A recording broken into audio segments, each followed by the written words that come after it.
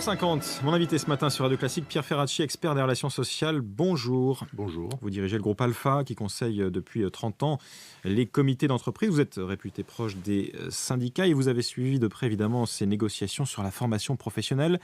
Elles doivent s'achever aujourd'hui. C'est la deadline fixée par le gouvernement, faute de quoi c'est lui qui rédigera le texte de la réforme. Est-ce qu'à votre avis, on a des chances d'aboutir ? Le résultat n'est pas acquis, mais je pense qu'on peut aboutir.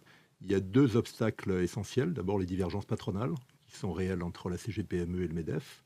Et puis ensuite, il y a des propositions du MEDEF qui ébranlent le système qui est en place depuis une quarantaine d'années, avec la mise en cause de l'obligation de dépenser. On essaye d'aller aujourd'hui vers quelque chose qui est un peu plus incitatif et qui oblige les entreprises à former et pas seulement à dépenser, avec un système du coup qui est considéré comme relativement inefficace. Les observateurs sont plutôt d'accord avec le MEDEF pour le coup, de dire qu'il faut plutôt inciter les entreprises à faire la démarche de former leurs salariés plutôt qu'une obligation de former comme c'est le cas aujourd'hui avec cette taxe imposée. La CGPME manifestement n'est pas d'accord. Alors la CGPME estime qu'avec la mise en cause du système actuel, on risque de pénaliser les toutes petites entreprises et le système de mutualisation qui est en place. Le problème, c'est que la CGPME a parfois du mal à démontrer que l'obligation de dépenser se traduit par une véritable mutualisation. Ce n'est pas aussi simple que ça. En même temps, le MEDEF doit faire un effort à la demande des organisations syndicales pour que la mise en cause du système soit peut-être plus progressive et ne se traduise pas par effectivement des dégâts à la fois dans les toutes petites entreprises et du côté des salariés les plus fragiles et des demandeurs d'emploi. Mais apparemment, c'est dans le texte proposé par le MEDEF, cette mutualisation pour les TPE, voire jusqu'aux entreprises de 50 salariés. Alors la CGPME estime qu'il faut aller un petit peu plus haut et certaines organisations syndicales de salariés également. Il y a un petit problème jusqu'à 300 salariés, donc je pense que la discussion d'aujourd'hui va porter sur cet objectif-là.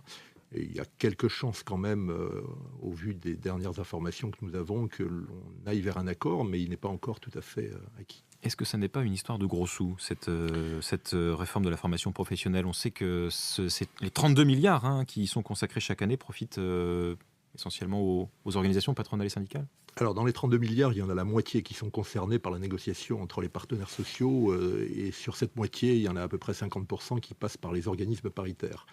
Effectivement, ça fait 7 milliards, si j'ai bien calculé. Oui, à peu près 7 milliards. Et les organismes paritaires sont, notamment du côté du MEDEF et de la CGPME, des instruments d'influence. Il n'y a pas que des enjeux de financement, il y a aussi l'influence sur le terrain. Et vous savez qu'en ce moment, on discute également des critères de représentativité patronale. Je pense que ça influe ou ça pollue un petit peu la négociation sur la formation professionnelle. Les structures paritaires de la CGPME et du MEDEF sont des structures fortes, puissantes. Et la mise en cause de l'obligation de payer peut perturber ce système-là et donc enlever quelques moyens à ces organismes paritaires. Quel est aujourd'hui l'état des relations sociales entre partenaires sociaux ? On voit qu'il y a des bisbilles entre la CGPME et le MEDEF, donc au sein même du patronat, et une sorte d'alliance à l'occasion de cette réforme de la formation professionnelle entre la CGPME et la CGT. C'est plutôt étonnant, non ? C'est aller vite en besogne que de dire qu'il y a une alliance entre CGPME et CGT. Moi, je trouve que les organisations syndicales sont plutôt cohérentes et relativement proches les unes des autres dans cette négociation, ce qui ne veut pas dire que tout le monde va signer. Mais effectivement, il peut y avoir de temps en temps des rapprochements entre certaines thèses patronales et certaines thèses syndicales. La question des petites entreprises ou la question des salariés fragiles est un enjeu essentiel de la négociation. Et de temps en temps, effectivement, une organisation patronale peut porter cette démarche avec un peu plus de vigueur que l'autre. Par ailleurs, on a vu récemment une alliance, cette fois, entre la CFDT et la CGT, qui étaient jusque-là les frères ennemis, du moins depuis plusieurs années. Est-ce que c'est une surprise ? Quel est l'objectif des deux principaux syndicats à travers cette alliance que FO n'a pas voulu rejoindre, clairement ? Alors c'est une alliance qui reste un peu fragile, mais qui est peut-être importante dans le paysage actuel. Je pense qu'elle est peut-être de l'intérêt de la CGT comme de la CFDT. Il y a des dérives aujourd'hui populistes sur le terrain qui sont inquiétantes parfois pour les syndicats. Vous faites allusion au bonnet rouge notamment ? Oui, je fais allusion au bonnet rouge qui est un mouvement très complexe et qu'on a du mal parfois à analyser. Et les syndicats veulent reprendre la main. Ils ont bien conscience que pour reprendre la main, il faut qu'ils fassent taire un petit peu leurs divergences, qui sont parfois réelles. Et je crois qu'il faut analyser de cette façon-là le rapprochement entre la CFDT et la CGT sur le terrain, qui peut susciter quelques inquiétudes dans chacune des organisations. C'est pas un compagnonnage qui est acquis d'avance, là aussi. Pierre Ferracci, vous avez déclaré dans le Figaro début décembre qu'une crise sociale de type mai 68 était possible. Est-ce que vous n'y allez pas un peu vite en besogne ? J'ai dit un peu plus précisément, le titre de mon interview déplaçait un peu le curseur. J'ai dit que la gravité de la crise sociale ne débouchait pas forcément sur un mouvement de cette ampleur, qu'il y avait toujours un détonateur qui pouvait, on l'a vu en Bretagne d'ailleurs, un petit détonateur qui peut amplifier le mouvement. Donc je n'ai pas dit qu'on était à la veille d'un nouveau mai 68. D'un nouveau mai 68, mais il y a une crise sociale qui est d'une extrême gravité, il y a des plans sociaux qui se multiplient, il y a une inquiétude aujourd'hui sur le pouvoir d'achat des salariés avec notamment des enjeux de réforme fiscale qui sont extrêmement flous aujourd'hui et que le gouvernement aurait intérêt à clarifier.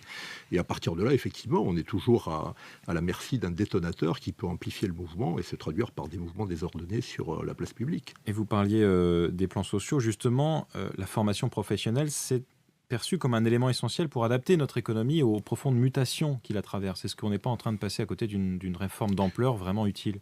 Je crois qu'il y aura des avancées, notamment avec le compte personnel de formation, à condition que les questions de financement de ce compte soient réglées. Donc derrière les débats actuels sur l'obligation, la mutualisation, il y a cet enjeu de mise en œuvre du compte personnel qui sont essentiels.